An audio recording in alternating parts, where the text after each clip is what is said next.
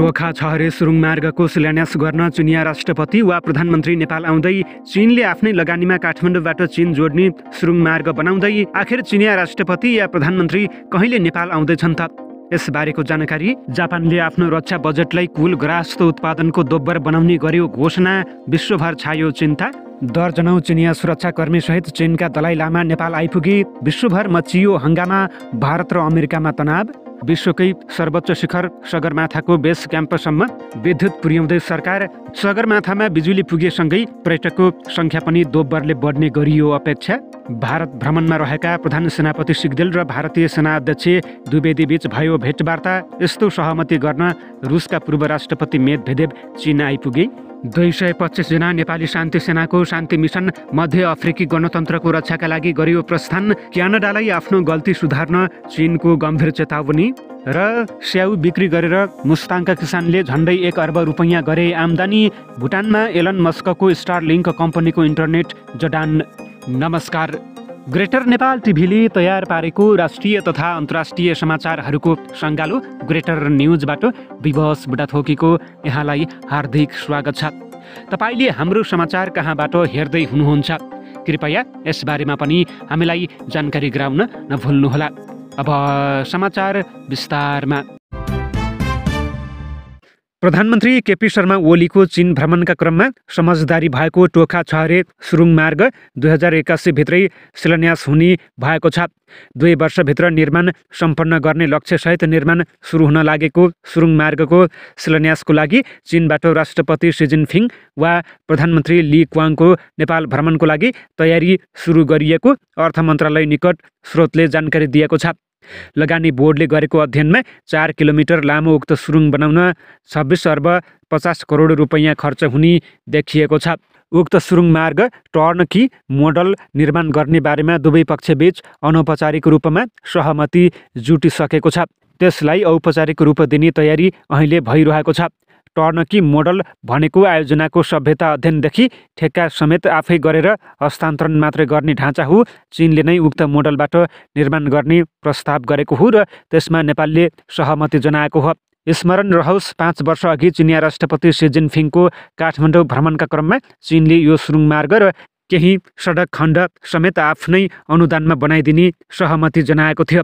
त्यसयता चीनको तर्फबाट 16 किलोमिटर लामो उक्त सडक खण्ड विस्तार हुने क्षेत्रमा स्थानीयका संरचना हटाउन चीनिया पक्षले बारम्बार ताकेता गरिरहे पनि नेपालकै व्यवस्थाले ढिलाइ हुँदै आएको थियो। अहिले भने प्रधानमन्त्री ओली नै सुरुङ मार्ग निर्माणको लागि हतारिएको देखिएको छ। ओलीको चीन भ्रमणका क्रममा जारी भएको संयुक्त वक्तव्यमा टोखा छहरे सुरुङ मार्ग निर्माण गरिने उल्लेख रहेको छ। संयुक्त वक्तव्यमा चिनिया अनुदानमा बन्ने स्याप्रु बेसी रसुवागढी सडक मार्गको स्तर उन्नतिका लागि अवरोधहरू हटाउने पनि उल्लेख रहेको छ। अहिले काठमाडौँबाट टोखा विधुर स्याप्रु बेसी हुँदै रसुवागढी नाका पुग्न 127 किलोमिटर लाग्छ। सडकको अवस्था नराम्रो भएकाले यति दूरी पार गर्न दिनभर लाग्छ। तर सडकको स्तरीकरण र सुरुङ मार्ग निर्माणपछि बढीमा 3 घण्टामा यो दूरी पार गर्न सकिनेछ। यसबाट ढुवानी लागत निकै ठुलो मात्रामा बचत हुने देखिएको छ। अहिले रसुवागढीबाट 1 कन्टेनर सामान ल्याउन 1 दिन पुरा समय र करिब 1 लाख रुपैयाँसम्म खर्च लाग्ने गरेकोमा सुरुङ मार्ग निर्माण र सडक फराकिलो भएपछि ढुवानी लागत आधा घट्नेछ, अर्थात् करिब 50,000 रुपैयाँमै रसुवागढीबाट काठमाडौँमा कन्टेनरहरू आइपुग्नेछ। पञ्चेन लामाको साथमा सुरक्षाको लागि चिनिया सशस्त्र टोली पनि नेपाल आउने भएको छ। नेपालमा आयोजना हुने नानहाई बुद्धिज्म राउन्ड टेबलमा भाग लिन उच्च स्तरका चिनिया धर्मगुरु र राजनीतिक व्यक्तित्वहरू काठमाडौँ आएका छन्। यसका लागि थाई एयरवेजको TG-318 उडानबाट मङ्गलबार चीनका सम्मानित बौद्ध धर्मगुरु तथा बुद्धिस्ट एसोसिएसन अफ चाइनाका उपाध्यक्ष इन सुनको नेतृत्वमा 10 सदस्यीय भ्रमण दल नेपाल आइसकेको छ। भ्रमण दलमा सिउ जियावेन, सुन जिङहाओ, लिउ गुओसेन लगायत रहेका छन्। उनीहरूलाई नेपालका लागि चिनिया राजदूत छन सोङले स्वागत गरेका थिए। राउन्ड टेबलको लागि काठमाडौँको याक एन्ड एती होटलमा यसको तयारी भइरहेको छ। नानहाई बुद्धिज्म राउन्ड टेबलमा सहभागी हुन चीन सरकारले तयार पारेका धर्मगुरु आउने भएपछि यसको थप सुरक्षासहित कार्यक्रम स्थलमा भव्य तयारी थालिएको हो। भारत निर्वासनमा रहेका 14औं दलाइ लामाले उत्तराधिकारी घोषणा नगरेका तर चीन सरकारले नियुक्त गरेका धर्मगुरु पञ्चेन लामा अर्थात् ग्यात्सेन नोर्बु नेपाल आउन लागेपछि उनको सुरक्षा प्रबन्धसहित कार्यक्रम तयारी थालिएको हो। यही बिहिबारदेखि आइतबारसम्म आयोजना हुने नानहाई बुद्धिज्म राउन्ड टेबलमा करिब 20 देशका सरकारी अधिकारी र भिक्षुहरू सहभागी हुनेछन्। यसमा सहभागी हुन लागेको विषयलाई नेपालले गोप्य राखेको छ। धार्मिक सद्भावका लागि उनी नेपाल आएको लुम्बिनी विकास कोषका एक अधिकारीले भनेका छन्। उनी आउने जानकारी पनि कोषकै पदाधिकारीले बाहिर ल्याएका हुन्। उनको साथमा दर्जनौं चिनिया सुरक्षाकर्मी समेत नेपालमा आउने बताइएको छ। उच्च ओहदाको व्यक्ति भएकाले उनको सुरक्षाको लागि चिनिया सुरक्षाकर्मीहरू पनि नेपाल आउन लागेको बताइएको छ। पञ्चेन लामालाई चिनिया कम्युनिस्ट पार्टी सीपीसीले धर्मगुरु नियुक्त गरेको हो। उनी नेपाल आउने विषयमा प्रधानमन्त्री केपी शर्मा ओली चीन जानु अघि नै सहमति भएको थियो। चिनिया धर्मगुरु पञ्चेन लामा काठमाडौँ आउने विषयले नेपाल, भारत र अमेरिकाका बौद्ध मार्गबीच तरङ्ग उत्पन्न भएको छ। उनी आउने विषयलाई लिएर अन्तर्राष्ट्रिय रूपमा चासो भएको हो। पञ्चेन लामा अर्थात् ग्यात्सेन नोर्बुलाई चीन बाहिर ल्याएर स्थापित गराइँदैछ, स्रोतले भन्यो। कार्यक्रममा बेजिङले चयन गरेका धार्मिक प्रतिनिधि नोर्बुले धार्मिक सद्भावको सन्देश दिने भएका छन्। पछिल्लो समय बुद्ध जन्मस्थल लुम्बिनीप्रति चासो बढ्दो रहेको छ। ती धर्मगुरुलाई नेपाल ल्याएर अन्तर्राष्ट्रिय स्तरमै स्थापित गर्ने रणनीति अनुसार काम भइरहेको छ।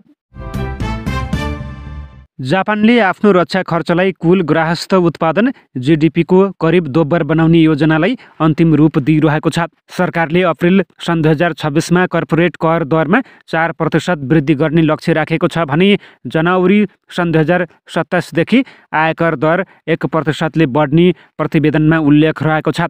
जापानमा अप्रिल सन् 2026देखि सुर्तीजन्य करहरू क्रमशः बढ्ने सम्भावना रहेको छ। प्रतिवेदनका अनुसार जापानले आर्थिक वर्ष सन् 2027देखि 5 वर्षसम्म राष्ट्रिय रक्षामा कुल 43 ट्रिलियन येन अर्थात् लगभग 284 बिलियन अमेरिकी डलर खर्च गर्ने योजना बनाएको र सरकारले कर वृद्धि मार्फत वार्षिक 1 ट्रिलियन येन थप सङ्कलन गर्ने लक्ष्य राखेको छ। सरकार र सत्तारूढ दलहरूले आगामी वैशाखदेखि सुरु हुने आर्थिक वर्ष सन् 2025का लागि बृहत कर सुधार योजनाको मस्यौदा तयार गरिरहेका छन्। कर वृद्धिको अन्तिम कार्यतालिका डिसेम्बरको अन्त्यसम्ममा मस्यौदामा उल्लेख हुने अपेक्षा गरिएको प्रतिवेदनमा भनिएको छ। जापानको सैन्य बजेटको विस्तारले आन्तरिक र अन्तर्राष्ट्रिय रूपमा चिन्ता बढाएको छ। विश्वकै सर्वोच्च शिखर सगरमाथाको आधार शिविर एभरेस्ट बेस क्याम्पसम्म बिजुली पुग्ने भएको छ। नेपाल विद्युत प्राधिकरणले समुद्री सतहबाट 5364 मिटर उचाइमा रहेको बेस क्याम्पमा बिजुली पुर्याउने गरी अध्ययन अघि बढाएको बताइएको छ। आगामी 2-3 वर्षभित्र सगरमाथा बेस क्याम्पसम्म राष्ट्रिय ग्रिडको विद्युत पुर्याउने गरी अध्ययन भइरहेको प्राधिकरणका कार्यकारी निर्देशक कुलमान घिसिङले बताएका छन्। जटिलता रहे पनि त्यहाँ विद्युत पुर्याउन सम्भव रहेको बताउँदै घिसिङले केही समय भने लाग्न सक्ने बताएका छन्। सगरमाथा बेस क्याम्पमा विद्युतको पहुँच पुर्याउने लक्ष्य रहेको छ। यसका लागि अध्ययन लगायत काम भइरहेको छ। भौगोलिक रूपमा जटिल भए पनि त्यहाँ ग्रिड पुर्याउन सम्भव रहेको छ। प्राविधिक रूपमा पनि सम्भव छ, घिसिङले भने। सगरमाथा बेस क्याम्प क्षेत्रमा विद्युत पुर्याउन सकेमा पर्यटनमा पनि सकारात्मक प्रभाव पर्नेछ। तिब्बततर्फबाट यसअघि नै विद्युत लाइन र सडक पुगिसकेको छ। तिब्बततर्फ सगरमाथा बेस क्याम्प 5200 मिटर उचाइमा अवस्थित रहेको छ। नेपालतर्फ सगरमाथा बेस क्याम्पमा विद्युत लाइन पुगेमा त्यो हालसम्मकै उच्च स्थान हुनेछ। सगरमाथा बेस क्याम्पमा कुनै बस्ती छैन। आरोहणको सिजनमा बेस क्याम्पमा 2-2.5 महिना आरोहीले टेन्ट टाँगेर बस्ने गर्दछन्। सडक नपुगेको खुम्बु क्षेत्रमा डिजेल, पेट्रोल, ग्यास, खाद्यान्न लगायत भरिया र खच्चडलाई बोकाएर लैजानुपर्छ। हिउँले ढाकिने बेस क्याम्पमा विद्युत नपुग्दा बसाइ कष्टकर हुने गरेको छ। भौगोलिक अवस्थाका कारण त्यहाँ विद्युत पुर्याउन चुनौती रहेको छ, तर असम्भव भने होइन, घिसिङले भनेका छन्। 2-3 वर्षमा त्यहाँ विद्युत पुर्याउने लक्ष्य लिएका छौँ। सगरमाथा क्षेत्र नेपालको प्रमुख पर्यटकीय गन्तव्य हो। वसन्तकालीन सिजनमा सगरमाथा, लोथसे र नुप्से हिमाल आरोहण गर्न जाने आरोहीहरूको टेन्टले बेस क्याम्प रङ्गीचङ्गी गाउँ जस्तै बनेको हुन्छ। वसन्तकालीन सिजनमा ट्रेकिङ गर्दै बेस क्याम्पसम्म पुग्ने ताती हुन्छ। बेस क्याम्पमा आरोही र सहयोगीहरू बाहेक अरू टेन्ट टाँगेर रात बिताउन पाउँदैनन्। सगरमाथा आरोहणका लागि महिनौँ टेन्ट टाँगेर बस्ने पर्यटक र सहयोगीलाई लक्षित गरेर बेस क्याम्पसम्म राष्ट्रिय ग्रिडकै विद्युत पुर्याउने लक्ष्य लिएको कार्यकारी निर्देशक घिसिङले बताएका छन्। भारतको औपचारिक भ्रमणमा रहेका प्रधान सेनापति अशोकराज सिग्देलले बुधबार भारतीय स्थल सेना अध्यक्ष जनरल उपेन्द्र द्विवेदीसँग शिष्टाचार भेटघाट गरेका छन्। साथै प्रधान सेनापतिले भारतीय राष्ट्रिय सुरक्षा सल्लाहकार अजित डोभल, डिफेन्स स्टाफका प्रमुख जनरल अनिल चौहान, रक्षा सचिव र विदेश सचिवसँग पनि छुट्टा छुट्टै भेटघाट गरेका छन्। बुधबार नै सिग्देलले भारतको नयाँ दिल्लीमा रहेको राष्ट्रिय समर स्मारकमा पुष्पगुच्छा चढाएर शहीदहरूप्रति श्रद्धाञ्जली अर्पण समेत गरेका थिए। प्रधान सेनापति सिग्देलको सम्मानमा भारतीय सेनाको एक टुकडीले सम्मान गारत अर्पण गरेको थियो। रुसी पूर्व राष्ट्रपति दिमित्री मेदभेदेव मस्कोको प्रमुख साझेदार मुलुकका नेताहरूसँग वार्ताका लागि यसै साता बेजिङ भ्रमणमा आएका छन्। रुसी पूर्व राष्ट्रपति मेदभेदेवको चीन भ्रमण चीन र रुस बीचको महत्त्वपूर्ण उच्च स्तरीय विचारहरूको आदान प्रदान हो। चिनिया विदेश मन्त्रालयका प्रवक्ता मा निङले नियमित पत्रकार सम्मेलनमा भनेकी छन्। निङले रुसी सुरक्षा परिषदको उपप्रमुखका रूपमा कार्यरत पूर्व राष्ट्रपतिका लागि तय गरिएको यात्रा कार्यक्रम वा बैठकका बारेमा थप जानकारी दिइनिन्। सन् 2022को डिसेम्बरपछि मेदभेदेवको यो पहिलो चीन भ्रमण हो र भ्रमणका क्रममा चिनिया सरकारका वरिष्ठ अधिकारीसँग भेटवार्ता र छलफल हुनेछ। रुसी राष्ट्रपति भ्लादिमिर पुटिनले सन् 2022को फेब्रुअरीमा छिमेकी मुलुक युक्रेनमाथि पूर्ण आक्रमण सुरु गरेदेखि नै चीनले आफूलाई अमेरिका र अन्य पश्चिमा राष्ट्रको विपरीत तटस्थ पक्षका रूपमा प्रस्तुत गर्न खोजेको छ। चीन रुसको घनिष्ठ राजनीतिक र आर्थिक साझेदार रहेको छ, जसले गर्दा केही नेटो सदस्य राष्ट्रहरूले बेजिङलाई युद्धको प्रोत्साहनकर्ताको रूपमा चित्रण गरेका छन्। बेजिङले युक्रेन आक्रमणको कहिल्यै निन्दा गरेको छैन। बुधबार 225 जना शान्ति सैनिकको टोली मिसन इलाकातर्फ प्रस्थान गरेको छ। युएन मिसन अन्तर्गत महावीर गनको दोस्रो दफालाई बदली गर्नको लागि युद्ध भैरव गण शान्ति सेना तेस्रो दफाका 225 जना नेपाली शान्ति सैनिकहरूको पहिलो टोली प्रमुख सेनानी प्रमोद कुमार शर्माको नेतृत्वमा प्रमुख राष्ट्रसङ्घको चार्टर्ड विमानद्वारा मध्य अफ्रिकी गणतन्त्र प्रस्थान गरेको हो। यसअघि सोही मिसनमा आफ्नो कार्यकाल सम्पन्न गरी दोस्रो दफामा कार्यरत 225 जना शान्ति सैनिकहरू सेनानी हरिकुमार पाण्डेको नेतृत्वमा मङ्सिर 25 गते नै स्वदेश फिर्ता भएका थिए। हाल उक्त मिसनमा नेपाली सेनाका 1244 जना शान्ति सैनिकहरू कार्यरत रहेका छन्। चीनले क्यानाडालाई आफ्नो गल्ती सुधार्न आग्रह गरेको छ। चीनको विदेश मन्त्रालयका प्रवक्ता मा निङले नियमित पत्रकार सम्मेलनको अध्यक्षता गर्दै क्यानाडा सरकारले तथ्यका बावजुद तथाकथित मानव अधिकारको निहुँ खोजेर चीनको बदनाम गरेको र चीनमाथि हिलो छ्यापेको आरोप लगाएकी छन्। यसका अतिरिक्त क्यानाडा सरकारले अवैध नाकाबन्दी लगाउँदै चीनको आन्तरिक मामिलामा हस्तक्षेप गरेको छ। क्यानाडा सरकारको यस कारबाही अन्तर्राष्ट्रिय कानुन र अन्तर्राष्ट्रिय सम्बन्धको आधारभूत नियम विपरीत भएकाले चीनले त्यसको विरोध गर्नुको साथै कडा शब्दमा त्यसको निन्दा गरेको छ। आफ्नो गल्ती सच्याएर सोविचार गरी चीनको आन्तरिक मामिलामा गरेको हस्तक्षेप बन्द गर्न चीनले क्यानाडालाई ताकेता गरेको छ। साथै चीनले सबै आवश्यक कदम चाली दृढताको साथ देशको सार्वभौमिकता, सुरक्षा र विकास हितको संरक्षण गर्दै जाने कुरामा पनि प्रवक्ता माओ निङले जोड दिएकी छन्। मुस्ताङ जिल्लाका कृषकले यो वर्ष स्याउ बिक्री गरी 92 करोड रुपैयाँ भन्दा बढी आमदानी गरेका छन्। कृषि ज्ञान केन्द्र मुस्ताङका अनुसार यो वर्ष मुस्ताङका कृषकले स्याउ बिक्री गरी त्यति रकम आमदानी गरेका हुन्। मुस्ताङका स्याउ किसानले 82 करोड रुपैयाँ बराबरको स्याउ मुस्ताङबाट पोखरा, काठमाडौँ लगायत बाहिरी जिल्लामा निकासी गरे भने बाँकी 10 करोड मूल्य बराबरको स्याउ मुस्ताङ भ्रमणमा आएका पर्यटकले किनेर लगेका बताइएको छ। कृषि ज्ञान केन्द्र मुस्ताङका प्रमुख समेत रहेका वरिष्ठ कृषि प्रचार अधिकृत राजेश गुरुङका अनुसार यस वर्ष 600 हेक्टर उत्पादनशील क्षेत्रमा लगाइएका स्याउका बोटमा 7329 मेट्रिक टन स्याउ उत्पादन भएको हो।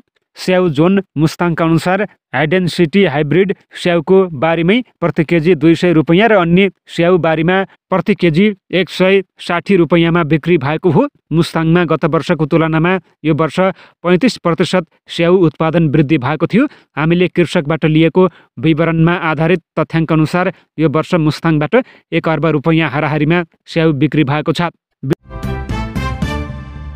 अफगानिस्तानमा तालिबान सरकारको एक वरिष्ठ स्रोतले शरणार्थी मामिला मन्त्री खलिलुर रहमान हक्कानीको आत्मघाती आक्रमणमा मृत्यु भएको बीबीसीलाई बताएको छ। स्रोतका अनुसार हक्कानीमाथि बुधबार 11 डिसेम्बरमा काबुल शहरमा मन्त्रालयभित्र हमला भएको जानकारी बीबीसी पस्तोले दिएको हो। त्यहाँको गृह मन्त्रालयका अनुसार यो हमलामा उनीसँगै अन्य 6 जनाको मृत्यु भएको छ। हक्कानी कार्यालयबाट निस्कँदै गर्दा विस्फोट भएको थियो। हक्कानी तालिबानका गृहमन्त्री सिराजुद्दिन हक्कानीका आफन्त थिए। उनी विगत 3 वर्षदेखि शरणार्थी मामिला मन्त्री पदमा रहेका थिए। 3 वर्ष अघि अफगानिस्तानमा तालिबान सत्तामा आएपछि भएको आक्रमणमा मारिने उनी यस समूहका वरिष्ठ नेता हुन्। खलिल हक्कानीका भाइ हक्कानी नेटवर्कका संस्थापक रहेका थिए। उनका भतिजा सिराजुद्दिन हक्कानी तालिबान सरकारमा गृहमन्त्री रहेका छन्। सिराजुद्दिन अमेरिकाको मोस्ट वान्टेड व्यक्तिको सूचीमा पनि परेका थिए। तालिबान सरकारको सूचना तथा संस्कृति मन्त्रालयका प्रवक्ताले पनि खलिलुर रहमान हक्कानीको मृत्यु भएको पुष्टि गरेको छ। साथै यस मृत्युको लागि शहीद शब्द मात्र प्रयोग गर्न मिडियालाई आग्रह गरिएको छ। पश्चिमी सिरियाको लताकिया प्रान्तबाट केही यस्ता तस्बिरहरू आएका छन् जसमा विद्रोही लडाकुहरूले हाफेज अल असदको चिहानबाट निकालिएको कब्र नजिकै आगो लगाइएको देखिएको छ। अपदस्थ सिरियाली राष्ट्रपति बशर अल असदका पिताको कब्र चिहानबाट निकालेर आगो लगाइएको विश्वास गरिएको छ। असदका पिता एवं सिरियाका पूर्व राष्ट्रपतिको सन् 2000मा निधन भएको थियो। उनको आफ्नै गाउँमा दाह संस्कार गरिएको थियो। सिरियामा इस्लामिक विद्रोही सङ्गठन हयात तहरिर अल शामले 27 नोभेम्बरमा असद सरकारको सेना विरुद्ध ठुलो हमला गरेको थियो। विद्रोही समूहले पहिले सिरियाको दोस्रो ठुलो सहर एलेप्पो कब्जा गरेको थियो। त्यसपछि उनीहरूले हामा र वंश सहरहरू पनि कब्जा गरेका थिए। डिसेम्बर 8 सम्म तिनीहरूले राजधानी दमास्कस कब्जा गरिसकेका छन्। यी आक्रमणपछि राष्ट्रपति बशर अल असद देश छोडेर रुस गएका छन्। छिमेकी देश भुटानमा एलन मस्कको स्याटेलाइट इन्टरनेट सेवा स्टारलिङ्क सञ्चालनमा आउने भएको छ। Bhutan Infocomm and media authority BICMA ले हालै मात्र स्टारलिङ्कलाई इन्टरनेट सेवा प्रदायक ISP को रूपमा अनुमति प्रदान गरेको हो। स्टारलिङ्कले विशेष गरी दुर्गम र पहुँचविहीन स्थानहरूमा इन्टरनेट सेवा प्रदान गर्दै आएको छ। अनुमति पाएसँगै स्टारलिङ्कले भुटानी ग्राहकका लागि विभिन्न प्याकेज उपलब्ध गराएको छ। लामो समयदेखि राष्ट्रपति रहँदै आएका सिरियाली राष्ट्रपति बशर अल असदलाई सत्ताच्युत गरेपछि प्रधानमन्त्री बनेका नयाँ सङ्क्रमणकालीन सरकारका प्रधानमन्त्रीले विदेशमा शरण लिएका नागरिकलाई स्वदेश फर्कन आह्वान गरेका छन्। विद्रोही समूहहरूले मार्चसम्म देश सञ्चालनका लागि सङ्क्रमणकालीन सरकार प्रमुखको रूपमा नियुक्त गरेका मोहम्मद अल बसिरले इटालीको कोरिएरे डेला सेरा दैनिकसँगको कुराकानीमा भने उहाँको पहिलो लक्ष्य विदेशमा रहेका लाखौँ सिरियाली शरणार्थीहरूलाई फिर्ता ल्याउनु हो। विदेशमा रहेका नागरिकको मानव पुँजी र अनुभवले देशलाई आर्थिक रूपमा फस्ट्याउन सहयोग गर्ने भन्दै आफ्नो पहिलो काम विदेशमा रहेका सिरियाली नागरिकलाई स्वदेश फिर्ता गर्नु रहेको उनले बताएका छन्। उनले भने मेरो विदेशमा रहेका सबै सिरियालीहरूलाई एउटा अपिल छ। सिरिया अब एक स्वतन्त्र देश हो जसले आफ्नो गर्व र प्रतिष्ठा कमाएको छ। फर्किनुहोस्, हामीले पुनर्निर्माण गर्नुपर्छ, पुनर्जन्म लिनुपर्छ र हामीलाई सबैको सहयोग चाहिन्छ। इस्लामिक नेतृत्वको विपक्षी गठबन्धनले सिरियाको राजधानी दमास्कसमा 5 दशक लामो कुरूर शासनको अन्त्य गरेपछि असद सिरियाबाट भागेका थिए। सिरियामा करिब 14 वर्ष लामो गृहयुद्धमा परि 5 लाख मानिसको मृत्यु हुनुको साथै आधा जनसङ्ख्या कुनै न कुनै रूपमा विस्थापित बनेको थियो। असदको पलायनसँगै देशले अहिले ठुलो अनिश्चितताको सामना गरिरहेको छ। साम्प्रदायिक हिंसाको बारेमा चिन्ता प्रकट भएको छ। यद्यपि विद्रोही आक्रमणको नेतृत्व गर्ने इस्लामिक समूह हयात तहरिर अल शाम HTS ले धार्मिक अल्पसङ्ख्यकहरूलाई नयाँ सिरियामा सुरक्षित हुने विश्वास दिलाउने प्रयास गरेको छ। इसाई, कुर्द र अलाबी लगायत देशका विविध समुदायहरू अब बसिरले कस्तो सरकारको नेतृत्व गर्छन् भनेर पर्खिरहेका छन्। सिरियाको इसाई समुदायले सन् 2011मा गृहयुद्ध सुरु भएदेखि नै असद सरकारलाई समर्थन गर्दै आएका थिए। निवर्तमान राष्ट्रपति असद स्वयं अल्पसङ्ख्यक अलाबी सम्प्रदायका थिए र उनले आफूलाई अल्पसङ्ख्यकहरूको संरक्षकको रूपमा स्थापित गरेका थिए। अमेरिकी राष्ट्रपति डोनाल्ड ट्रम्पले आगामी महिना आफूले कार्यभार सम्हाल्ने बित्तिकै युक्रेन युद्धको समाधान आफ्नो पहिलो प्राथमिकता हुने बताएका छन्। मलाई लाग्छ हामीले रुससँगको युक्रेनको युद्धको समाधान खोज्नुपर्छ। अमेरिकी राष्ट्रपति निर्वाचित ट्रम्पले फ्रान्सेली पत्रिका पेरिस म्याचलाई शनिबार रेकर्ड गरिएको एक अन्तर्वार्तामा भनेका छन्। ती दुवै देशले ठूलो सङ्ख्यामा नागरिक गुमाइरहेका छन्, जसलाई कसैले पनि विश्वास गर्न सक्दैन। लाखौँ सैनिक मारिएका छन्। ट्रम्पले अन्तर्राष्ट्रिय मञ्चमा आफ्नो उच्च प्राथमिकताबारे सोधिएको प्रश्नमा जवाफ दिँदै भनेका छन्, मध्यपूर्व निश्चित रूपमा एक ठूलो प्राथमिकता हो। मलाई लाग्छ मध्यपूर्व रुससँग युक्रेनको युद्धको तुलनामा कम कठिन अवस्था हो, ट्रम्पले भने। उनले भने, तर यी दुई परिस्थितिहरू हामीले समाधान गर्नुपर्ने परिस्थितिहरू हुन्। यसका कारण धेरै मानिसहरू मरिरहेका छन्। हवस् त, यिनै खबरसँगै ग्रेटर नेपाल टिभीले तयार पारेको राष्ट्रिय तथा अन्तर्राष्ट्रिय समाचारहरूको सङ्गालो ग्रेटर न्युजको समय सकिएको छ। प्रत्येक पलका ताजा अपडेटको लागि हामी तपाईँको माझमा छौँ। यतिन्जेलसम्म हेरेर साथ दिने तपाईँ सम्पूर्ण दर्शकलाई धेरै धेरै धन्यवाद भन्दै ग्रेटर न्युजबाट विवश बुढाथोकीलाई पनि आज्ञा दिनुहोस्। नमस्कार।